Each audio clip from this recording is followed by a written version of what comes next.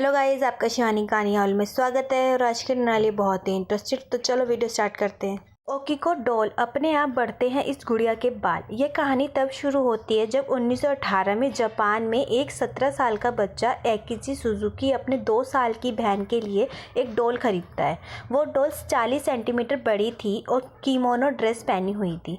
उस डॉल के बाल काले थे और सिर्फ कंधे तक ही थे। जब सुजुकी अपने घर पहुंचा तो उसने अपनी बहन ओकीको को प्यारा सा गिफ्ट दिया और उसकी 2 साल की बहन तोहफे को लेकर बहुत खुश हुई। यह डॉल ओकीको की बहुत फेवरेट डॉल बन चुकी थी। दिन रात ओकीको के साथ ये डॉल रहती थी।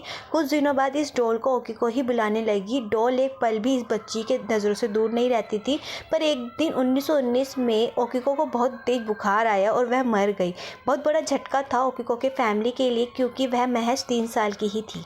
डॉल को भी ओकीको के साथ ही गाड़ना था, पर किसी कारण से वह डॉल रह गई। घर वालों के लिए याद में ओकीको की आखिरी निशानी सिर्फ ये डॉल ही थी और इस डॉल को ओकीको अपने नाम से ही बुलाया करती थी। इसलिए घर वालों ने इस डॉल को अपने पास ही ओकीको की याद में रख लिया।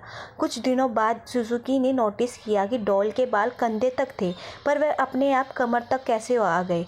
घर वालों को भी यह बात कुछ अजीब सी लग रही थी। घर वालों को लग रहा था कि शायद यह एक भ्रम है, इसलिए उन्होंने डॉल के बाल काटकर कंधे तक ही कर दिए जैसा पहले थे। कुछ दिनों बाद इस डॉल के बाल फिर से अपने आप बढ़ गए। घर वाले इस हादसे से बहुत डर गए थे। उन्होंने 1948 में नए घर में शिफ्ट होने का फैसला लिया।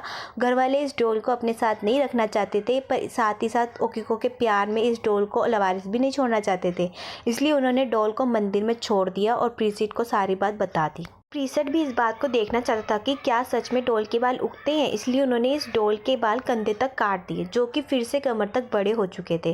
कुछ दिन बाद अब यह बात आती है कि यह सब हुआ कैसे एक डॉल जो नॉन लिविंग थी है उसके बाल अपने आप कैसे उग सकते हैं। बहुत लोगों का मानना था कि ये ओकीको का फेवरेट टॉय या डॉल ही थी और उसकी जान इस टॉय में बसती थी, तो इसी वजह से आज भी ओकीको की इस डॉल में कैद है।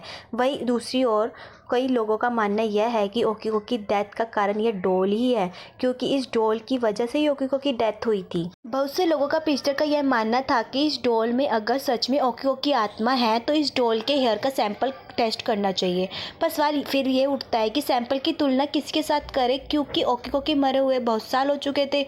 मंदिर जो कि होक्काइडो का जापान में है, वहाँ इस डॉल को ओकीको की याद में आज भी देखा जा सकता है। यह डॉल एक आम डॉल नहीं है, क्योंकि हर साल इस डॉल के बालों को काटा जाता है, जो कि कंधे तक आ जाते हैं। बालों की लगभग नी तक बढ़ने का वेट किया जाता है, जो कि लगभग 1 साल में हो जाता है, और फिर इन बालों को कंधों तक काट दिया जाता है।